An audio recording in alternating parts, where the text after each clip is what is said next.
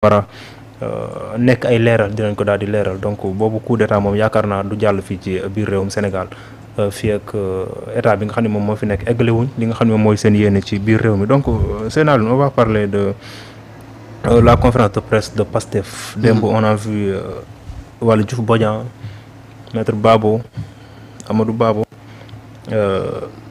Dame Mbodj ak ñeneen ñoo xam ne ñoom ñoo nekkoon ci conférence bi ngir faire en tout cas la riposte ci les propos des avocats de Macky Sall yi nga xam ne ñoom ñooy jéem a seetal mbirum dette cachée bi nga xam ne teg nañ ko ci kawam. ñoom daal nañu yëkkati ay kàddu yu bari démontrer en tout cas les malversations wala bokk attention les incohérences yi nga xam ni ñoom def nañ ko ci dossier boobu nga xam ne moo di mbirum dette cachée bi ñu def ay révélations yu bari démb nan nga jànkatee la sortie en tout cas de ces cadres de Pastef bi ñu def ak mbir yi nga xam ne wax nañ ko fa d'une manière générale est-ce que vous pensez que c'est une bonne sortie pour mettre la lumière ci mbir yi nga xam ne moom mooy xew jëmale ci mbirum dette cachée bi mbirum Macky Sall ak na la ñuy def ba andi ko ci réew mi Waly Diouf Bodian moom nee na Macky Sall dinañ ko jàpp te duñ ko viser. alors am na nag lu mu wax lu am solo. mooy la. xam nga su bukki yabee waxambaane rek ci doxin wala. doxin wala. absolument wax na dëgg que ne actuellement ni Macky Sall warul woon sax tal di xaar ne bay jéem a dugal galgal xam nga léewtoo bu yàgg day tax. mbër xaw a ñeme ko nga xamante ni waru ko woon ñeme. waru ko woon ñeme. tax mu ne round d'observation bi en quelque sorte moom la Waly Diouf Bodian wax dafa yàgg trop waay dafa yàgg. waaw te round d'observation bi am na nu muy yàggee mbër mi ngay jàkkaarlool mën naa tappale.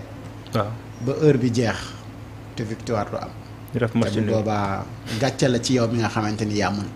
absolument nga bëreeg mbër moo xamante ni wër na aduna yépp ne moom wax dëgg neex yàlla warul sax mën a am benn coup ci yow nga fexe ba ngeen am match nul gàcce la ci yow lii la Waly Diouf Bodian en quelque sorte wax. en résumé ci li mu wax. et évidemment mën nga am Macky Sall te doo ko viser. mais plutôt viser la gestion de Macky Sall. et loolu y a plusieurs rapports yi nga xamante ni ñu ngi koy génne di ko wax. et tey lii groupe boobu def démb c'était une réponse politique bu ñu apporter à des questions politiques yoo xamante ni tey moom moo nekk di samp ci penc mi. xam nga APR ba léegi bugg la perdre la dualité entre moom ak Pastef. moo tax yi muy def yëpp mu di ko def pour continuer exister. même bu occupé wul la première place mu occuper la deuxième place. et mu ngi koy réussir. et de l'autre côté les autres opposants amuñu intelligence boobu pour casser dualité entre Pastef ak APR pour créer beneen dualité. parce que juste après xam nga bi Macky jëlee nguur gi. dualité bi dafa waroon am entre moom ak PDS. mais la stratégie de Ousmane Sonko c'était d'éliminer carrément donc l'existence de PDS pour faire face à Macky Sall et de détruire Macky Sall pour enfin arriver au pouvoir. mais les autres yi nga xamante ni ñu ngi dans l'opposition ils n'ont pas cette intelligence-là mais plutôt ñoom ñooy ñëw pour soutenir Macky Sall ci stratégie bi nga xamante ni moom la nekk pour créer une dualité entre moom ak Pastef. quelque part aussi mooy comme li ma waxoon démb. il y a des gens dans Pastef ils sont également dañ leen yóbbaale ci loolu de créer donc cette dualité mais c'est des questions des problèmes yu nga xamante ni dañ ko war a régler tourner page bi. donc APR ne devrait plus exister. donc la bay créer ay dualité. donc la dissolution de l'APR. mooy yëkkati foofu dem. mooy appel bi nga xamante ni. moom la Dame Mbodj def. en quelque sorte Dame Mbodj li mu wax mooy il demande l'arrestation immédiate de Macky Sall et la dissolution de son parti. c'est une bonne idée vu ñoom li ñu fi def yëpp de 2021 ba 2023. c'est une bonne idée. une bonne ou mauvaise idée. mais bu lépp jaaree ci ñu teg ko ci yoon.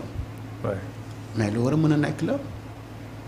parce que dossier martyr yi bu ñu ko yëkkatee da ngay gis li nga xamante ni noonu la APR taqee ci mbir yi.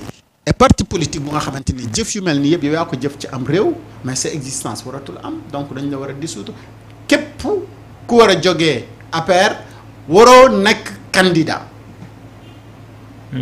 ci benn élection parce que parti politique la bu nga xamante ni existence am normalement waratul am, dañ ko war a dissoudre. oui. Et il y a plusieurs raisons nag quand même pour nga dissoudre APR. Et tey bu ñu ñëwee. ñoo ñoo xamante ni def nañ au pouvoir 12 bonnes années. Et pendant ces 12 bonnes années li nga xamante ni moom mooy résultat li ñu def mooy gabegie mooy vider les caisses de l'État, spoliation foncière, financement yi ñu détourné ko, et cetera, surfacturation entre autres. Oui. Cacher également la dette et entre autres. Ces gens-là ñoom ñoo war a indi ay explications pour les Sénégalais wax lan ci 12 années yi nga xamante ni ñoom jaar nañu fa te rapport yi nga xamante ni ñoom ñooy càmbar seen gestion yépp dañu gis ne ñoom bi ñu nekkee au pouvoir mais liggéeyuñ comme nañu waroon liggéeyee lépp li nga xamante ni jox nañu ko ci ay chiffres mais chiffres yooyu noonu dañu gis ne c'est des fausses déclarations. oui. Et ces fausses déclarations là yi nga xamante ni dafa jógee ci ay ñu doon jiite am réew mais loolu lan nga ko mën a méngaleel bu fekkee dañ ko taqale ak le président de la République mais haute trahison la et président de la République ci constitution bi dañ ne mënuñu ko topp lu dul haute trahison. haute trahison absolument. donc am na benn prox ndol bu nga xamante ni. mais président de la République fii nekkoon dafa am ay explications yu mu war a indi pour le Sénégal. forcément. et c'est cette personne là moom moo jóg tey di la wax ni na ko gars yi indil explication wala ñu jox ko ay rapport et comme l'expliquait Waly Diouf Bodian ci conférence de presse bi. mu ne mais pourtant avocat bi koy laaj moom moo lay wax li nekk ci rapport yooyu ba wax la ne la sax signé wuñu ko donc ça veut dire que ni donc rapport am na. contre rapport amoon na ci ñoom donc ñoom xam nañ ni rapport am na. li am mais pourquoi ñuy def diversion ci mbir bi ban intérêt lañ ci am dëggantaan. pour mu bëgg a détourner c'est de la politique. le débat. dualité bi ba kañ. depuis ñoom jógee au pouvoir ba léegi. ñu ngi maintenir seen position deuxième position bi dualité boobu. alors que ci chéquier politique bi dañ leen ci war a éliminer. donc y a pas une opposition forte moo xamante ni mën na écarter donc APR ci place bi nga xamante ni moom lay occuper mooy la deuxième place. alors qu'il y a des possibilités. pour les bien écarter. sûr APR n'a plus cette crédibilité di saway APR buy ñëw di ñu wax pour convaincre ñun sénégalais lan la ñu war a tegal ci table bi. ak ñoom ñi fa jaar ñëpp y a pas que APR ak APR PS PDS nangam sangam. ñëpp ñi nga xamante ni de 1960 ba 2024 ñu ngi woon ci nguur ils n'ont absolument rien à dire aux Sénégalais. yow nag boo nekkee ci opposition alors que amoo intelligence boobu noonu xamoo li nga xamante ni moom la Macky Sall di jouer comme politique mais yow sax da ngay ñëw di ko soutenir ci li muy nekk. donc da ngay ñëw di ko renforcer doole mooy aujourd'hui li nga xamante ni moom moo nekk di am. et bi mu defee jox position ak président groupe parlementaire Aïssata Tall Sall. laa leen Macky Sall xamoo leen sax lu mu nekk di jouer il veut continuer à exister. D'accord. par la voix et l'aura de Aïssata Tall Sall. et pourtant mu ngi koy nekk di ko réussir comme ça. léegi nag loolu ñoom ñi nekk ci politique bi rek ñooy xam yan schéma la ñuy utiliser pour dualité entre APR lii que APR. waratu fi am benn lii. ñaata nit ñoo la fi waxoon ne bàyyi nañ seen activité politique gisoo barki démb jéggi job na ñëwaat. ñëwaat na. mais nga foog ne loolu pexe Macky Sall nekkul ci ginnaaw ne ko non il faut continuer dama leen waxoon ne actuellement pexe Macky Sall xam nga lan la.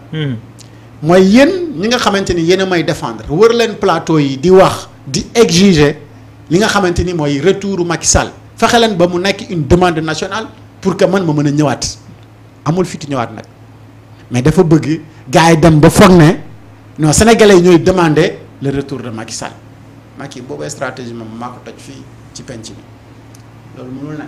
donc secrètement APR dafa.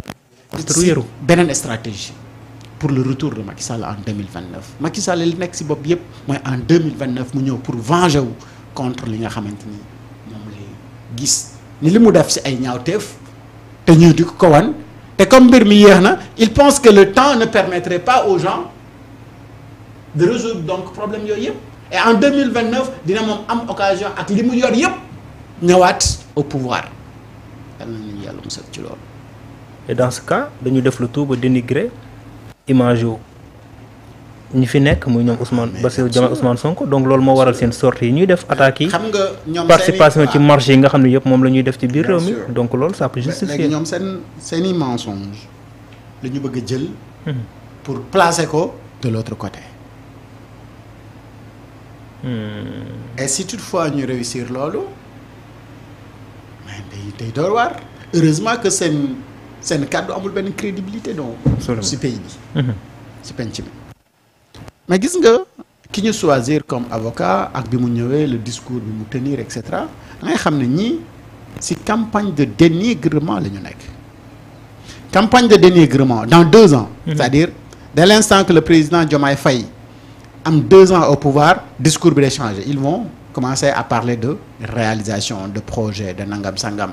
ana lan ngeen fi ana. c'est des genres de questions là yu ñuy continuer di poser pour dire aux Sénégalais que ces gens-là sont incapables. alors que le problème fondamental mooy que ni le Sénégal aujourd'hui comme ni ko docteur Babo calculé chaque jour à partir de 2025 dafa war a fay 16 milliards de francs CFA chaque jour. oui. Est-ce que le Sénégal produit 16 000 milliards 16 milliards par jour. xam nga bu fekkee da nga ko comparer ak suñu PIB mais da ngay xam ne namatul au-delà de bor boobu mais lan moo war a fonctionnel l'administration ak yeneen yi nga xamante ni charge yi donc Sénégal ñaata la war a dépenser à partir de 2026 pour s'en sortir boo delee paiement wu l'administration ak les fonctionnaires. ak dette bi ñu war a fay ñaata milliards la Sénégal war di dépenser par jour. et loolu yëpp boo ko boolee ak budget bi nga xamante ni moom la ñu yor est-ce que am nañu possibilité pour def une réalisation wala piège bi nga xamante ni moom la Macky Sall teg gaañ. donc à partir de 2026 le président fera 2 mandats 2 ans autant pour moi. mais à partir de 2 ans yooyu noonu ñoom dañuy changer discours commencer poser les réalisations et cetera seen télévision yi commencer di la wan ay manifestations un peu ñi ñaxtu fii fële ñi ñaxtu fële c'est comme si les Sénégalais dañu doyal suur ci nguur gi fi nekk et ñoom ñu continuer seen stratégie boobu dof comme si Macky Sall retouram c'est une demande nationale. ana le fils de Macky Sall Amadou Sall. kenn gis ko. il n'est pas impliqué dans des scandales dans ce pays. absolument. qu'attend la justice. tu vois des choses comme ça également. faut faire mal aux Sénégalais quoi. moo tax la justice war na vraiment accélérer la cadence et comme ça ñu génn ci yenn yi quoi ñu avancer ñu xam ne on a un état de droit. oui. un état de droit nag mooy à quel que soit titre ak rang bi nga amoon li nga fi def bu fekkee ni da nga yàq dara ci réew mi on rétablit te amul xàjj ak seen on avance. et puis mu jeex. absolument. et donc la justice moom mooy problème fondamental du Sénégal actuellement. oui te moom rek moo mën a régler problème Sonko moom moo toog wax ñu ne le problème de ce pays-là problème mu autorité la. fii ñan rek ñooy nekk autorité judiciaire yi ñoom ñoo mën a incarner donc cette autorité là mu jeex. ñu ko incarner. oui. te ci conférence boobu maître Babou dafa def benn révélation de plus de 4065 milliards de francs CFA yoo xam ni dañ ko tracé dans les banques sous forme de crédit direct et 1267 milliards de francs CFA non déclarés. donc à la fin yow. alors tu te perds même ci chiffres yi nga xam ni ñu ngi koy. loolu dafa bokk ci les stratégies yi nga xamante ni moom le gouvernement bi doon def pour dissimuler li nga xamante ni moom mooy dette bi. parce que dafa am yu nga xamante ni kiy contrôler les actions du gouvernement daf koy échapper mooy le député bi nga xamante ni cette dette là dañu leen ko waroon a wax ñoom ñooy ñi nga xamante ni dañu représenter le peuple et ñu ne la toutefois le gouvernement contracté benn dette bu nga xamante ni jaarale ko à l'Assemblée nationale dette boobu noonu donc du dette bu nga xamante ni bu war a valable mooy dette bu nga xamante ni donc dafa dañ ko nëbb. et dette boobu noonu comme da nga ko nëbb ñi nga xamante ni ñoom ñooy parlementaires yi mais si chiffres yi nga xamante ni moom ngay reporter mais chiffres yooyu du ci nekk. absolument. mais ki nga xamante ni fa nga contracté dette bi moom ci kayam dafay bind créance bi nga xamante ni Sénégal amel na ko. Sénégal ci ay carnet dina bind également benn remboursement bu mu war a def envers telle personne. oui. mais dans les chiffres officiels yi nga xamante ni moom mooy nekk dans l'administration mais ñoom duñ ko ci reporter mooy le misreporting bi la gars yi di wax mooy la fausse déclaration des dettes pourtant am na fu ñu ko archivé fu ñu ko bind fu nga xamante ni boo demee di nga ko fa gis mais booy ñëw ci chiffres yi nga xamante ni moom la ñu déclaré officiellement mais da ko fekk. et chiffres yi ñu déclaré officiellement moom la ñuy communiquer le peuple moo tax ñu ne la donc il y a une dette cachée. oui. donc une dette non déclarée te ki nga ko lebee moom xam na ko am na ko yow mi ko lebit am na foo ko bind mais ci chiffre officiel yi nga xamante ni moom nga war a représenter le peuple mais defoo ko parce que jaarale woo ko fi nga xamante ni foofu nga ko waroon jaarale maintenant les crédits directs yi nga xamante ni moom nga am nga def ko mais dañ koy def mais pas au nom de l'État mais ci yenn structure yi nga xamante ni structure de état la ñoom ñu dem contracter ay dettes directes. absolument. mais boobu da ngay am lettre de garantie bu nga xamante ni ci état la jógee directement moom moo la autorisé pour nga dem lebi xaalis boobu yow nga ñëw déposer cette lettre là. Ouais. mais la banque jox la benn crédit. donc c'est l'État qui commandite l'affaire. mais c'est ça alors que les choses devaient se gérer au niveau central mooy la comptabilité centrale de l'État.